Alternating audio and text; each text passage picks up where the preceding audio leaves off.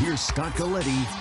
Byron goes in motion to the far side, and a hand off the carrier around left end. He's got running room at the 15, breaks toward the left sideline to the 10 to the 5. Touchdown, New Mexico! First and 5, UNM at the 37 of Air Force, and Carrier gets a call straight ahead, running, spun around at the 30, still on his feet, down the left sideline at the 20, to the 10, to the house! Touchdown, Lobos! Kirk, the receiver along the near side. The best, the receiver on the far side. And Galetti pulls back. He's going to pass over the middle for Kirk, wide open. He's got it at the 20, to the 10, to the 5. Touchdown! It wasn't pretty, but it sure was successful. Solomon, the receiver on the left side. Over on the right side is Marquise Bundy. His carrier gets the call. He gets up to about the 43-yard line. Gain of 3 on the play. It'll be 2nd and 2 after that 1st and 5 snap. No score in the ball game. 14-40 counting down here in the first quarter. Crowd still filing in here. Solomon, the lone receiver, backs her in the eye out of the pistol as Galetti, the quarterback. Now Byron in motion. Galetti out of the option, rolls out to his right, and he is tackled immediately at the 43 by Tyler Davison. Tyler is spelled Tyler, but pronounced Tyler. No gain on the play. It'll be 3rd and 2 as Cole Galetti gets his first run. Lamar Thomas now comes into the ball game. Got to wonder if he's going to be out of the Wildcat. Nope, he's going to line up a slot on the left side. Solomon, a receiver on the left side. Over on the near side is Jarek Magnet. And he comes in motion, does Magnet, and the keeper, it's a pitch to Magnet. Around left end, 40, 45, down the left sideline, 40, 35, 30, 25, 20, 15, and down he goes to the 12-yard line of Fresno State. That's something we haven't seen all season long. Jarek Magnet, the pitch man. Now, you know, I bet the Fresno State coaches one floor above us are saying, and they've said, don't worry about 87 because he never gets the ball on the sweep. Well, the dive, the fake into Casey Carrier, Cole Galetti pitches it, and then all that Jarrett Magnet does on his first collegiate carry is take the ball down to the 12-yard line. All I can say is 45-yard wow run. On that. 45-yard gain indeed. Lobos have it. 1st and 10 at the 12. Carrier's back, and he gets the snap. He rolls around right. He's going towards the outside, now breaks inside at the 10. Down he goes inside the 10 to the Fresno State 8, following the right numbers along the field. Tackled near the right sideline along the hash mark. 2nd down after the gain of 4. 2nd down and 6. How about the play call, though, previously for Bob DeVest and that Lobo offense? Unbelievable. That was huge. Saquon Edwards, the receiver on the left side. Kirk on the right, the give to Carrier. He is hit immediately as he reaches the line. Hit by one of the upmen for Fresno State, Jeremiah Toma, young man out of Sacramento, California. He laid the wood on Casey Carrier. Toma, just 3 tackles, counting that one on the year, but the young junior, good size, 6 feet, 230. 3rd down and 6 at the 8 of Fresno State. Ball just inside the right hash mark. And to give the Carrier, breaks around left end. He's into the end zone standing. Touchdown, New Mexico. How about the blocking? The Lobos with only one wide receiver split out to the right. And no motion, so it didn't look like there was going to be any type of option. And Casey Carrier with some nifty footwork, which we have actually seen. And boy, the interior of that New Mexico line again up to the challenge, and the Lobos on the board. 4th time this year they've scored on their opening drive with a touchdown. With that Lobo touchdown, Legacy Church has made another $250 donation to the Operation Smile donation. Justice Adams out of the hold of Ben Scare kicks through the extra point. And with 12:05 to play in the opening quarter, it's the Lobos 7, Fresno State nothing. This is Lobo football from Learfield Sports. Rebound tap by Kirk into the hands of Adams. Here comes New Mexico. Williams runs the floor to Greenwood, spins in traffic, make it up and in! What a shot by Hugh! Walker snaps the pass, right wing Kendall Williams. Nice pass to Bairstow, slam! Dunk two-handed! It's Kendall Williams on the right wing against Wright. Hooks a pass. Wide open for three. It's Kirk. He got it straight away. Alex Kirk. Williams on the left base. Baseline drive. Reverse it up and in. Kendall Williams. It's a 7-0 run by New Mexico. 40-30. That's the biggest lead. Timeout, San Diego State. Williams lost the dribble, gave it to Adams, right wing to Greenwood, right corner, Snell for three, bullseye, Tony Snell. Scott Galetti filling in for John Teicher along with Steve Yellen. Colin Barrier back at our Miners IMG Sports Network studios here on the Miner IMG Sports Network. Miners lead the ball game 26-18, 3:51 to play. Backcourt pressure by the Lobos. Miners get the ball inbounds. Hawkins on the right wing. Hawkins guarded by Percy. Steal as it's an interception into the hands of McGee for New Mexico. Left wing Vance Jackson. He went to the ground, almost lost it, got it back. Jackson, a strong young man, a redshirt sophomore, 6'9", 230. Now McGee gave it to Malawach. He drives the left corner of the key. He puts it up. It's off the mark. Pinchuk with a tap into the hands of Jackson. Jackson left wing. Malawach for three, and he hits it from the left wing. I like him. Malawach can go inside and out. Malawach with his second make. He is 2 for 3, 3 of 6, and you hear the crowd getting up. It's 26-21. UTEP with the lead. 3 minutes to go in the first half. Hawkins on the wing. Hawkins gives the ball to Gilliard out top. He's guarded way outside by Keith McGee. Into the hands now, Paul Thomas for three. He buries it straight away. Paul Thomas makes it 29-21. UTEP Miners with the lead. 2:40 to go in the first half. 500 threes a day this summer for Paul Thomas. That's what happens when you work. And there's going to be a turnover by the Lobos. How about 5 of 9, 55.6 from three-point range, Steve Yellen? Miners are shooting threes this year, literally better than their free throws. So they're knocking them down. The right guys are getting to the line too, but it is odd. Gilliard ended the year with 17 straight free throws last year. Can't make one this year. Gilliard in the front court, guarded by Percy for New Mexico. Swings it on the near wing, left wing. Nigel Hawkins. Hawkins against Kuiper. Now an offensive foul is going to be called on an illegal pick. Apparently, Paul Thomas, I believe, is the guilty party. Oh, check that. It's going to be Efe Odigie. Odigie gets his second. He comes out of the game. Rodney Terry, right in front of us, says that's all right. It's a kind of an error of commission, instead of omission. He made the contact. He set a great screen. He tried. He hustled. He got to the spot. I thought a bad call. Now the Lobos force another foul, and this time Keith McGee will be the shooter on the double bonus. Miners out of fouls with 10, so McGee will go to the line for 2. And the Lobos make a living at the foul line. They're 6 of 6 today.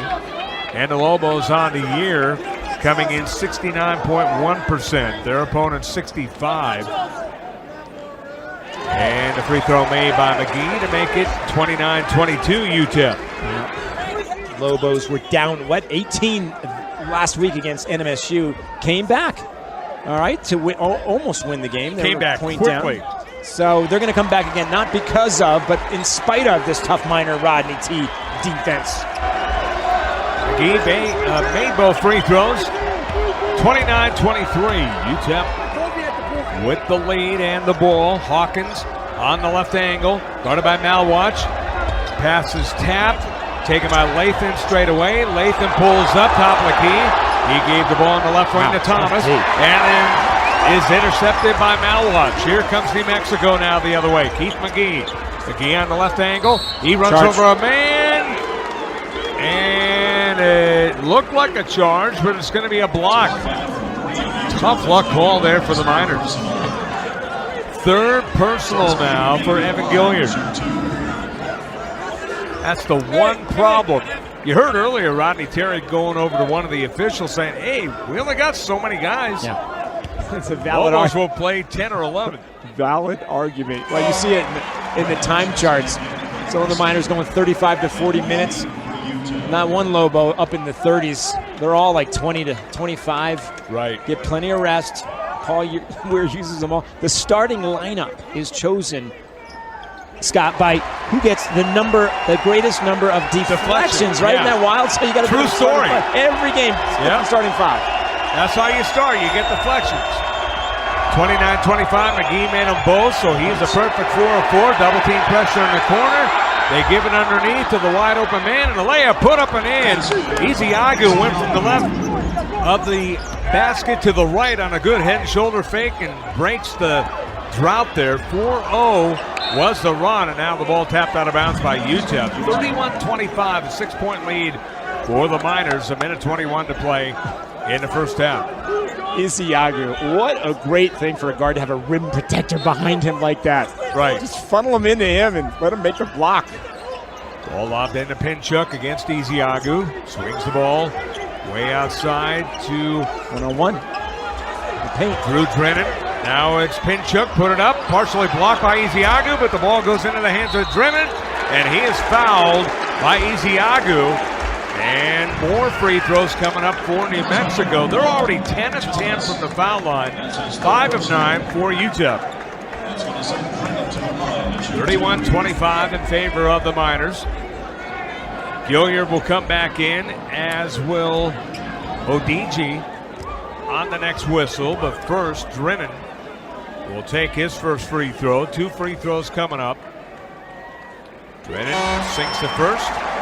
Out of Smyrna, Georgia. University School of Nova Southeastern. Pebblebrook High School in Georgia as well. All-time leading scorer as a freshman. Broke 1,000 points as a freshman. And then within the first 10 games as a sophomore. So he can score and score with the best of them. He makes 2 free throws to make it 31-27. Miner lead down to 4. The crowd is loud and in it. Latham with the ball. Backcourt pressure. Here's the ball to Paul Thomas. He breaks into the front court. Thomas on the runner from 10 on the left wing. He hits it. The senior. 33-27, 53 seconds. Here's a 3 by Kuiper off the mark, and a long rebound is grabbed. And speaking of grab, getting the rebound was Gilliard. He was grabbed in the backcourt. Have you ever seen a more active coaching bench than the Miner staff?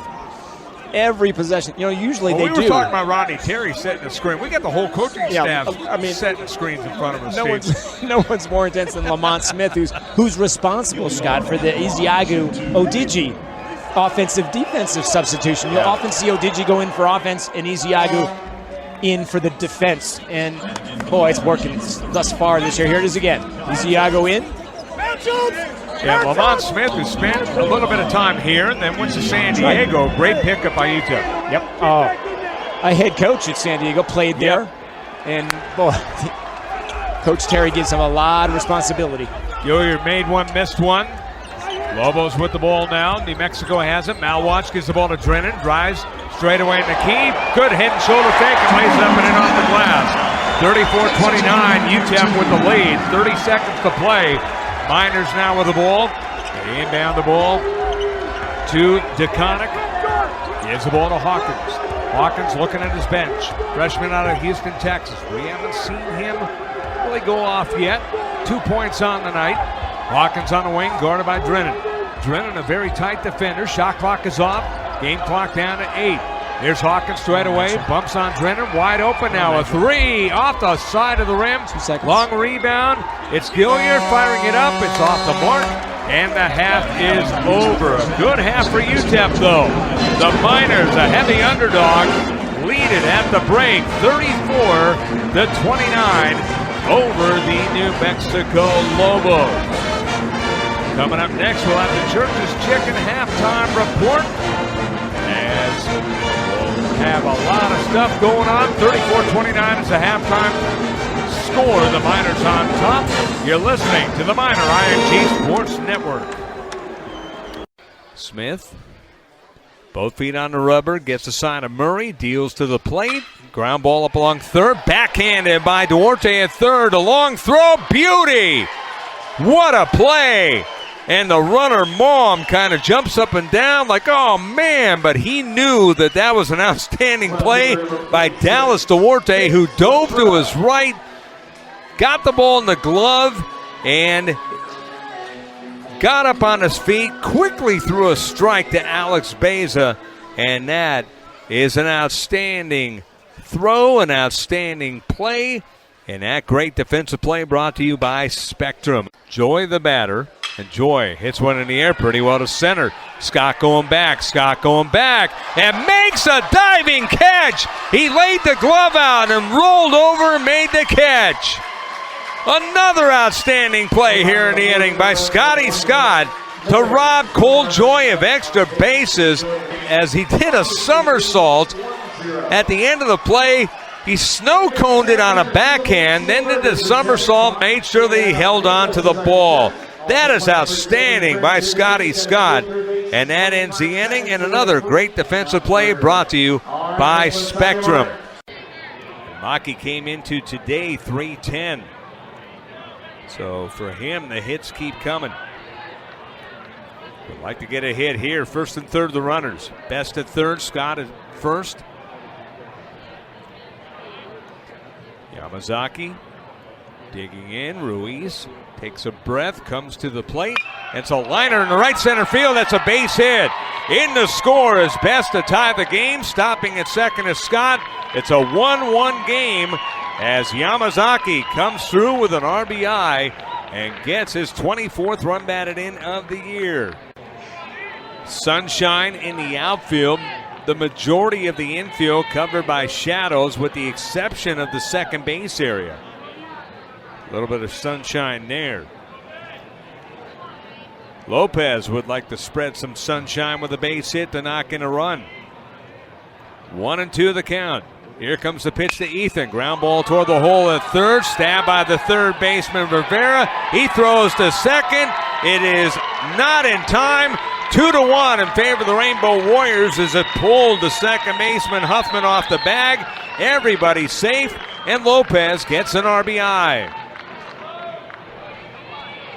Time now for the starting lineups, brought to you by Hawaiian Financial Federal Credit Union. Helimai, come belong. For the Hawaii Rainbow Warriors, it'll be Scotty Scott leading off in center field. He is batting first. Maki Yamazaki in the number 2 hole again today. He is a DH. Brendan Hancock, the left fielder, bats third. Ethan Lopez back to third base. He's batting cleanup. Alex Beza, the first baseman, bats fifth. Dalen Collicton, the second baseman, batting sixth. Dallas Duarte, the catcher, bats seventh. Jack Kennelly, the shortstop, batting eighth. And in right field will be Tyler Best. Best is batting ninth. Scott, Yamazaki, Hancock, Lopez, Beza, Collicton, Duarte, Kennelly, Best, and pitching for the Rainbow Warriors is Logan Polson. Polson, 3-2, 3.98 ERA. We'll go over the defense for the Dirtbags of Long Beach State. Jacob Huey at first, Lane Huffman at second, Tyler Porter at third, Santino Rivera at shortstop. Luke Rasmussen is in left field.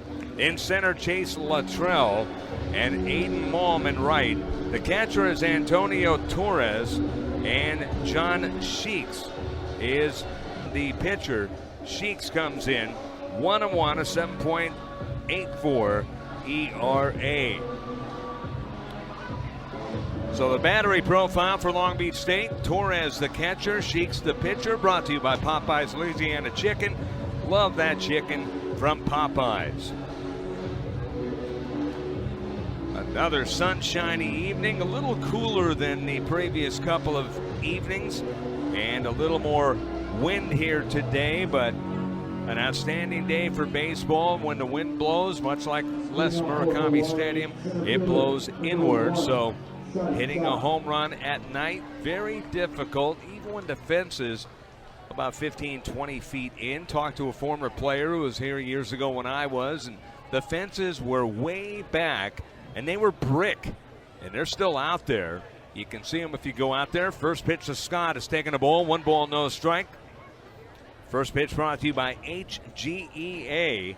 And Scotty Scott comes in, 291, no home runs, 20 runs batted in. Here's the wind by Sheeks, a 1-1 record, and a high fly ball to left field. Right there is Luke Rasmussen, who makes a catch, one away in the first inning. Maki Yamazaki will come up. He's batting .307. Yamazaki coming in with 2 home runs, 24 runs batted in. Hit a home run last week in his final home series as a Rainbow Warrior, the graduate. I talked to him before the game, and first thing he said to me about, has it sunk in that you're graduating and that you've already graduated, this is your final game, as the first pitch to him, taking a strike, 0-1. And his answer to me was kind of funny because he said, well, the best thing, I don't have to study anymore. And then he kind of paused and said, there's still going to be responsibility, but I don't have to study anymore. And he was very happy about that part. So Maki at the plate has had a good series, and the next pitch to him is down low, and the count even at 1 ball and 1 strike. No score in the early going here. The Dirtbags and the Rainbow Warriors. Here comes the wind by Sheeks. He deals, swung on and nubbed at the plate foul. And Yamazaki is down in the count, 1 ball and 2 strikes. As Josh Pacheco mentioned on the pregame show, UC Santa Barbara has won the Big West Conference, 19-5 their record. Irvine 17-7, Cal Poly 17-7 in conference. But UC Santa Barbara 45-9 the overall record for them. Here comes the pitch by Sheeks, and Yamazaki rips it in right field. That's a base hit. To his left is Malm to get it. It goes all the way to the wall in front of the Weaver sign on the Jared Weaver bullpen, and Yamazaki is in with a double. And for Maki, he collects his 5th double of the year. Just smashed it down the left field line. And he's a guy who was really focused and really playing with a lot of passion and batting practice today. He knows this is his last game as a collegiate player, and he was treating it such in pregame BP, and kind of had a gleam in his eye as he was batting for the final time in BP before the game, and smashed a double there. So Yamazaki with a 1-out double, and that will bring up the next batter, Brennan Hancock, who smashed a home run last night, his first of the year, his 10th RBI. He's batting .305 on the season, and Hancock takes one in the dirt. Almost got away from Antonio Torres, but good block by him. No advancement by Yamazaki, and the count 1 ball, no strikes. Yamazaki 1 for 2 on the stolen base front, so no threat to go. But who knows? Last game of the season, all bets are off in terms of what coaches might do. They might try some things that maybe they don't normally do. So I've seen that before in different situations. And there's a liner in the left field, but it's going to go right to the left fielder, Rasmussen. That's the story of this series, as Hancock hit it hard, but it was a rope that Rasmussen needed to move 1 foot to his left and made the catch as it went right at him. So another tough luck hit that went for an out, and that'll bring up Ethan Lopez. Lopez playing his final collegiate game as well. Young man out of Whittier, California, which is right down the road, and also La Mirada High School, which is even closer down the road. Been to that school many, many times. And Lopez, bent knees, upright stance with the upper body, takes one down low, ball 1. 1 ball, no strikes. No score, top of the first inning. And while we have a break, let's pause 10 seconds for station ID. Hawaii Baseball on the Rainbow Warrior Network, powered by CBS Sports Radio. Lopez takes a ball, 2 balls and no strikes to Ethan Lopez. Lopez with Yamazaki over at second base. Still no score here in the early going. Lopez would love to get an RBI here on his final game. He takes a strike on the inside corner. So the count 2-1 to Ethan Lopez. Lopez, a guy who always has a smile on his face. Guy who always loves to commiserate with his teammates. He loops one in the center field, a base hit. Yamazaki rounds the bend, the throw is offline, he scores. Lopez goes to second on the air, and it's 1-0 Hawaii on an RBI single by Ethan Lopez. So Ethan Lopez gets a team-high 43rd RBI of the year. And he's got a lot of family and friends in the seats. Solid hit up the middle, and Alex Beza now will come up. So they don't give an error, it looks like. They're just going to rule on the throw. Because where the throw was going, Yamazaki might have made it to second anyway. So no error on the play, but the second hit in the game, and it's a RBI for Lopez. Lopez goes to second on the throw on Yamazaki scoring. And it's 1-0 Hawaii. First pitch to Beza, taken down low and in the dirt, ball one. 1 ball, no strikes.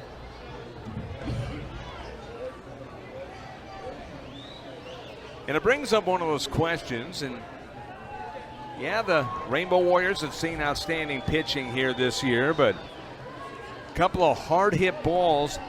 Why did they fall today and not yesterday and the day before? Because, man, they've been hitting the ball hard this entire series, but they get the 1-0 lead here in the first. Base at the plate. Wigwagging the bat, and he hits a high towering fly ball to center. Luttrell to his right towards left center and makes a catch.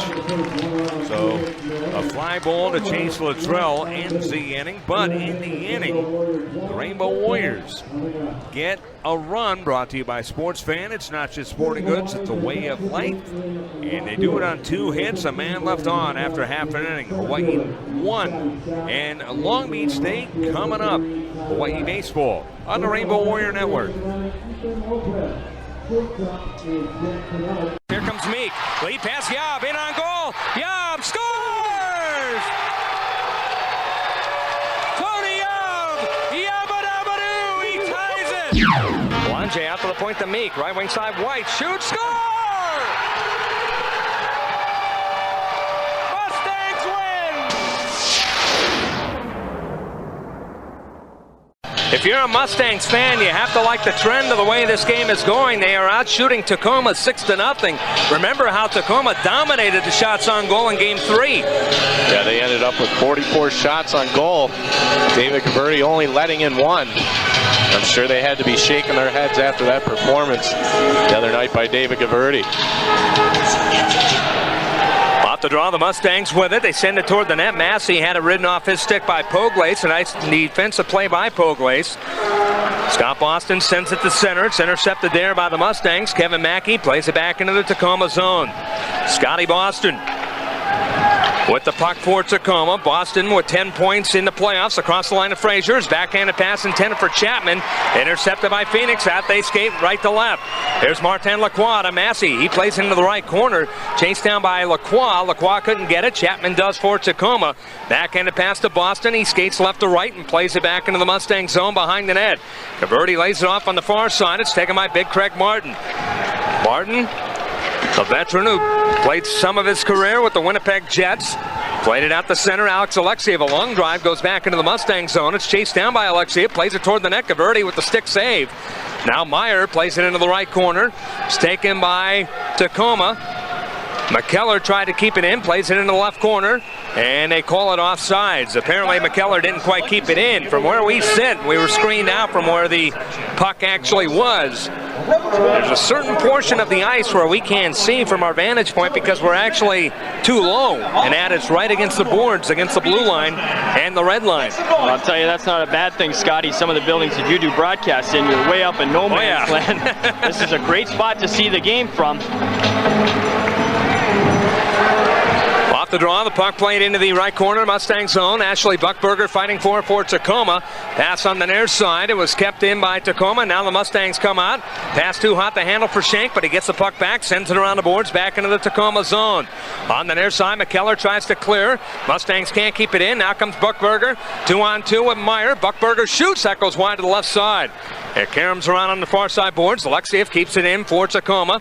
Pass on the near side. Tony Yob over for the Mustangs to send it out. It's kept in by Tacoma. Centering pass up the middle. Not getting a good piece of wood on the puck was Meyer. Now Buckberger in the far corner keeps it in for Tacoma. And the Mustangs get it behind their own net. Here's Meek's lead pass Too far at center for Yob. It's taken by Tacoma. Meyer sends it up on the right wing side. Buckberger in on goal. Buckberger had it knocked away by Gaverti, who gambled and came out of the net into the right corner, and the Mustangs will take the puck away and send it down ice. Oh, right there, David Gaverti doing his riverboat gambler routine right there, and he got away with it. Well, I'll tell you what, David Gaverti's been obviously playing outstanding for the Phoenix Mustangs, but it is because he's taken those chances. They may be chances from our vantage point, but the way David Gaverti feels with his confidence, he's not taking any chances at all. He's just protecting his net, and he made a great play there as Buckberger came down on a little bit of a breakaway on the weak side, and he tried to cut to the front of the net. Gaverti came right out, did the two-pad slide. The puck went between his legs, kicked out harmlessly. David Gaverti doing his job. Well, you talk about the snipers for Tacoma not scoring. Kim Mayer in front of the net all by himself, takes a one-time shot, ends up fluttering and missing the net. Off the draw, the Mustangs with it. They lead the shots on goal 6-2. There's no score with 11:18 to go. Tacoma kept it in, shot it into the right corner. Brar centering pass, broken up by Phoenix. Now it's on the near side. Belanger, lead pass, too far for Kevin St. Jacques. Back into the center ice area. Tacoma sends it right back. Approaching 11 minutes to go here in the first period. No score. Now lead pass. Here's Sean White up the middle. Tacoma zone. In front of Belanger. In on goal. Shoot. Save is made with the glove by Allison. Point blank right there as Allison one-on-one against Belanger stood up to the challenge. And the thing about that is Hugo Belanger took a great pass from Sean White, got in behind the defenders. He was on a weak angle. He had Kevin St. Jacques streaking to the net. I actually thought Blair Allison was anticipating the pass. Belanger known for his passing abilities. He likes to pass the puck. Hugo tried to outsmart the goaltender there and fire it low along the ice. Good save there by Allison. 10:55 left. The Mustangs and Tacoma playing a very back and forth period right now. A good sign for Tacoma with Blair Allison making a few grade A opportunity saves. Keep this Tacoma team in it. Scott Galetti along with Bobby McKillop and Matt Oliver here at the Matt House on McDonald. DeAngelis along drive, score!